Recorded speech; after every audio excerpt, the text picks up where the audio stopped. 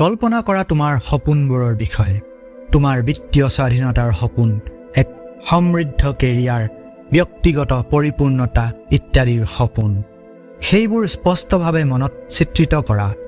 এই আকাংক্ষাবোৰ কেৱল অলিক কল্পনা নহয়, সেইবোৰ তোমাৰ পৰা আছে কেৱল এখোজ দূৰৈত।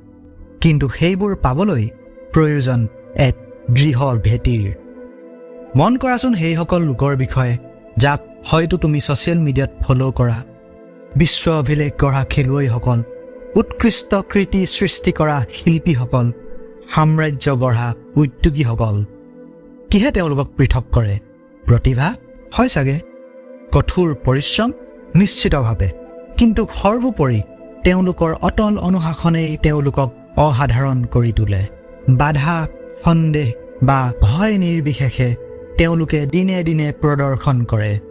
তেওঁলোকে বুজি পায় যে সফলতা এসময়ৰ ঘটনা নহয়, কিন্তু এক অভ্যাস, যিটো নিৰন্তৰ প্ৰচেষ্টা আৰু আত্মনিয়ন্ত্ৰণৰ দ্বাৰা নিৰ্মাণ কৰা যায়। অনুশাসন বা ডিচিপ্লিন হৈছে তোমাৰ সপোন আৰু সফলতাৰ মাজৰ এখন সংযোগী দলং। এইটো এটা যাদুকৰী উপাদান যি সপোনক বাস্তৱলৈ ৰূপান্তৰ কৰে। অনুশাসনক এক স্থিৰ পাল বুলি ভাবা, যি তোমাৰ নাওখনক সন্দেহ, বিভ্ৰান্তি আৰু অসুবিধাৰ ধুমুহা সাগৰৰ মাজেৰে লৈ যাব।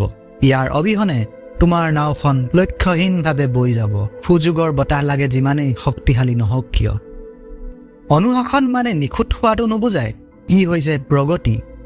ই হৈছে তোমাৰ বাবে এক মানদণ্ড নিৰ্ধাৰণ কৰাৰ প্ৰক্ৰিয়া, আৰু ইয়াক পূৰণ কৰিবলৈ তুমি কৰা প্ৰচেষ্টা, আনকি সেই সময়তো যেতিয়া তোমাক নিৰীক্ষণ কৰোঁতা কোনো নাই। ইয়াৰ মানে হৈছে তোমাৰ মূল্যবোধ আৰু দীৰ্ঘম্যাদী লক্ষ্যবোৰৰ সৈতে সংগতি ৰাখি তাৎক্ষণিক সন্তুষ্টিৰ পৰা দূৰৈত থাকি তুমি লোৱা কিছু কষ্টকৰ সিদ্ধান্ত। ইয়াৰ অৰ্থ হৈছে ডিষ্ট্ৰেকশ্যনক নাকোৱা আৰু তোমাৰ সপোনবোৰক হয়ভৰ দিয়া। সেই সৰু সৰু দৈনন্দিন সিদ্ধান্তবোৰতে লুকাই আছে তোমাৰ অনুশাসিত জীৱনৰ মূল মন্ত্ৰ। কিন্তু আমি কেনেকৈ আমাৰ জীৱনত অনুশাসন গঢ়ি তুলিম? আমি ইয়াক আমাৰ জীৱন যাত্ৰাত কেনেকৈ সহভাগী কৰি তুলিম? প্ৰথমে সৰুকৈ আৰম্ভ কৰা।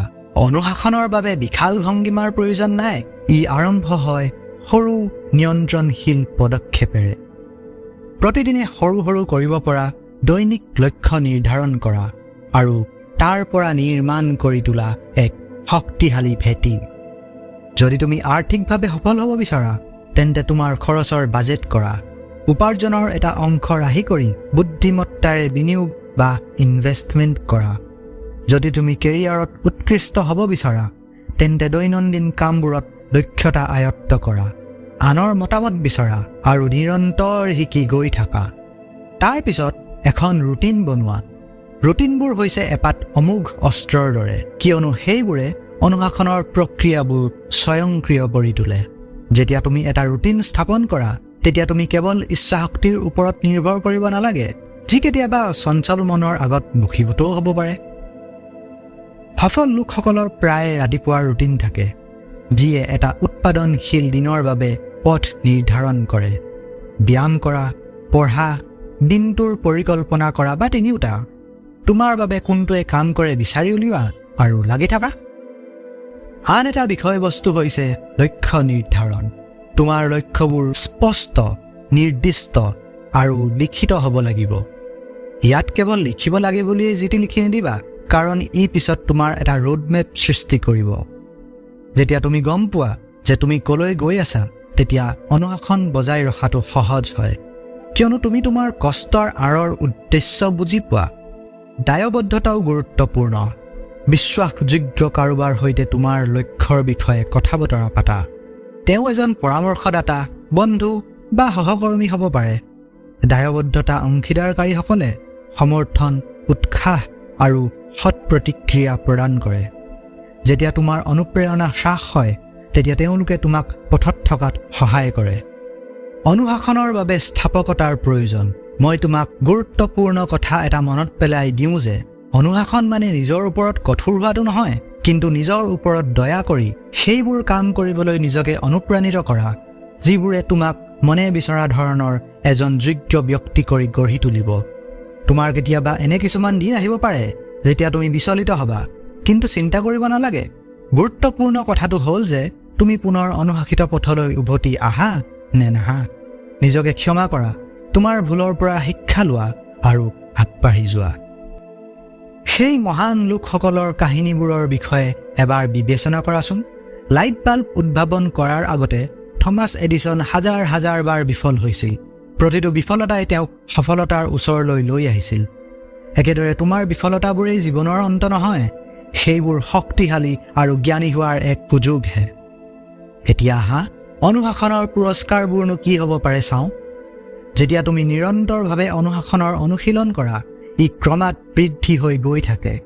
সৰু সৰু দৈনন্দিন প্ৰচেষ্টাবোৰ সময়ৰ সৈতে জমা হৈ গৈ থাকে, যাৰ ফলত এদিন ইয়াৰ উৎকৃষ্ট ফলাফল সাধন কৰা যায়।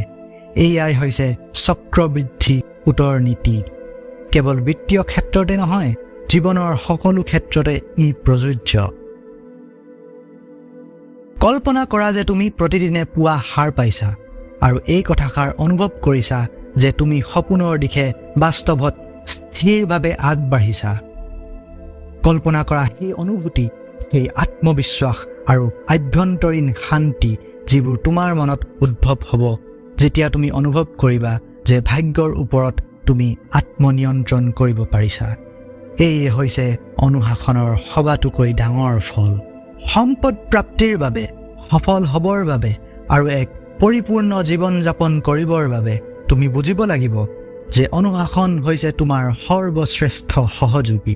এইটো হৈছে এটা সঁজুলি যি খহটা শিল কাটি তাৰ ভিতৰত লুকাই থকা ভাস্কৰ্যক প্ৰকাশ কৰে।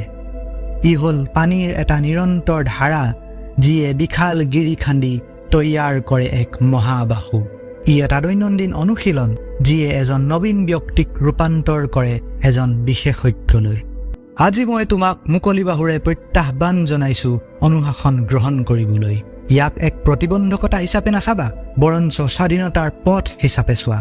তোমাৰ বিত্তীয় লক্ষ্য প্ৰাপ্ত কৰাৰ স্বাধীনতা, কেৰিয়াৰত উৎকৃষ্ট হোৱাৰ স্বাধীনতা, উদ্দেশ্যশীল আৰু পৰিপূৰ্ণতাৰ জীৱন যাপন কৰাৰ স্বাধীনতা।